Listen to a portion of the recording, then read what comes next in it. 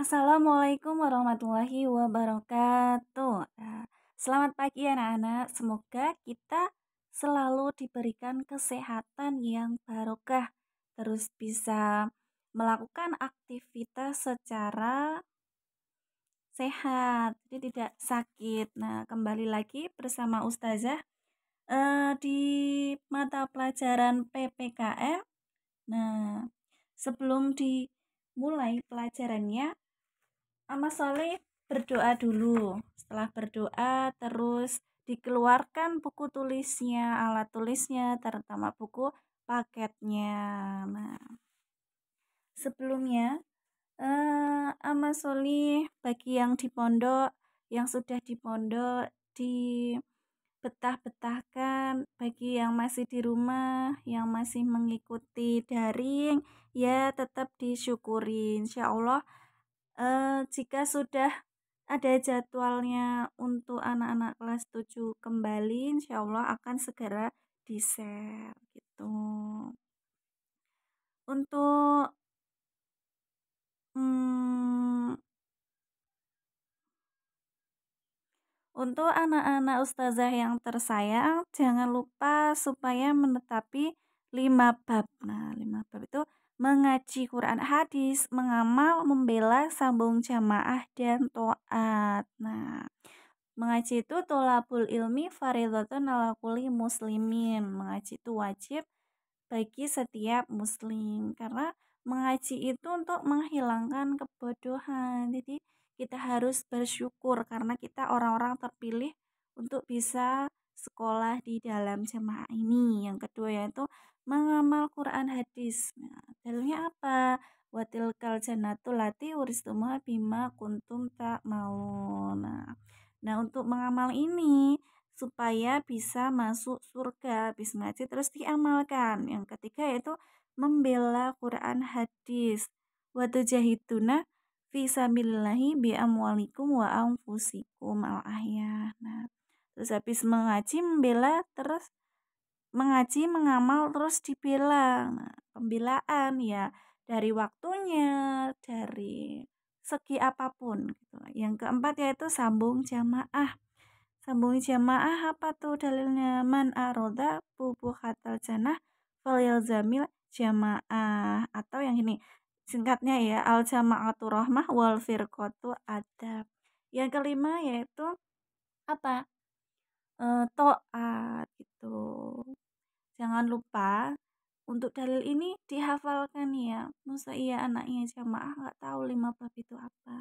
Nah, sekarang langsung aja dibuka di bab 6. Daerah dalam kerangka negara kesatuan Republik Indonesia. Nah, ini di halaman 137. Nah, 137 ya yang ada petanya itu. Nah, kita buka slide selanjutnya. Nah, ini peta dari Papua sampai Sumatera, ada pulau-pulaunya juga. Nah, negara kesatuan ini, negara kesatuan Republik Indonesia terbentuk melalui perjuangan panjang dan luar biasa oleh para pendiri negara, tanpa mengenal lelah dalam mewujudkan kemerdekaan ini. Nah, kemerdekaan ini sangat luar biasa diperjuangkan oleh pendiri tokoh, misalnya Insinyur Soekarno, Muhammad Hatta itu eh, yang aktif. Tapi tidak itu aja, tapi ada beberapa tokoh lain yang mendukungnya gitu. Tanpa adanya orang lain, nggak cuma dua itu, Indonesia belum merdeka dan atas izin Allah. Daerah dalam kerangka negara kesatuan Republik Indonesia ada 2 poinnya. Yang pertama, perjuangan menuju kesatuan Republik Indonesia. Yang kedua, pengertian daerah dalam kerangka negara kesatuan Republik Indonesia. Di sini Ustazah akan membahas yang poin pertama, ini perjuangan menuju negara kesatuan Republik Indonesia. Nah, gambar ini bisa dilihat ya. Gambar 6.2 di buku paket juga ada. Nah, perjuangan rakyat Surabaya yang mempertahankan kemerdekaan 10 November 1945. Nah, ini para pemuda zaman dahulu. Nah, dengan alat yang apa adanya. Apa? dijajah oleh Jepang, terus mereka hanya mempunyai alat seperti ini ya tetap diperjuangkan gitu. Terus gambar ini menggambarkan salah satu peristiwa perjuangan bangsa Indonesia untuk memperoleh kemerdekaan. Ada yang bawa tombak ya tadi, kan tombak kayu, perisai gitu.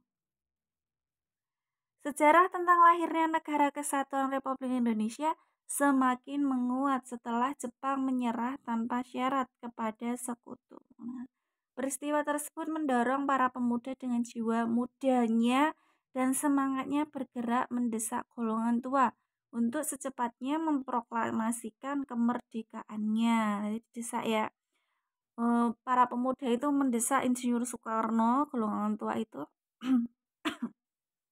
agar Indonesia tetap segera memproklamasikan kemerdekaan Indonesia. Nah, ini setelah para pemuda mendesak, akhirnya Insinyur Soekarno membacakan teks proklamasi kemerdekaan. Nah, ini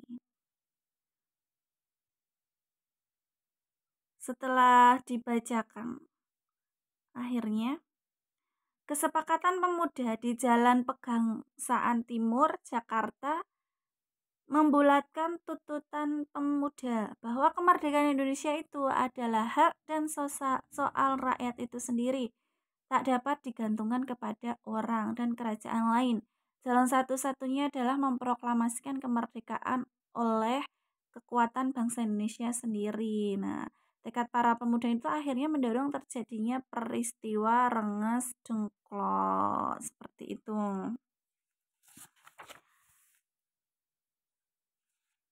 Terus saat itu suasana di Rengas Dengklok menjadi tegang karena Insinyur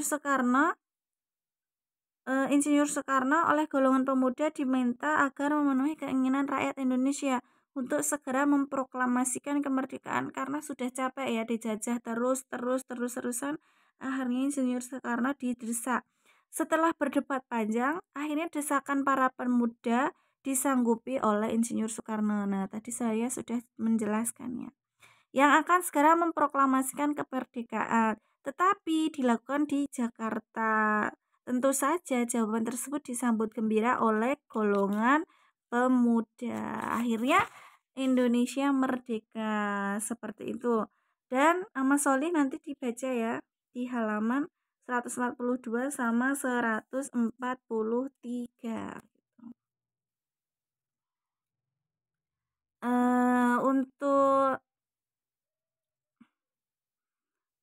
udah selesai ya.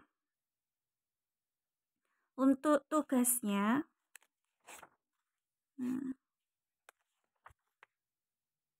di sini Ustazah hanya menjelaskan yang poin pertama tadi, perjuangan menuju Negara Kesatuan Republik Indonesia gitu. Nah, untuk tugasnya saya ganti ya, Ahmad Sholih dirangkum buku paketnya dari halaman 137 sampai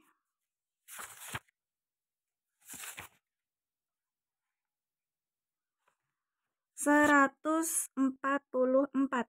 Nah, itu tugasnya merangkum buku paket dari halaman 137 sampai 144. Itu saja. Bagi yang di pondok Amal Sholih juga dikumpulkan, ditulis di buku tulis, dikumpulkan di mejanya Ustazah. Bagi yang masih di rumah, mengumpulkannya pas PTM ya, pas pelajaran tatap muka. Nah, nanti menunggu dulu gitu. Sekian pembelajaran dari Ustazah. Bila Ustazah banyak salahnya dari awal sampai akhir, Ustazah minta maaf yang sebesar-besarnya. Akhirul kalam, wassalamualaikum warahmatullahi wabarakatuh.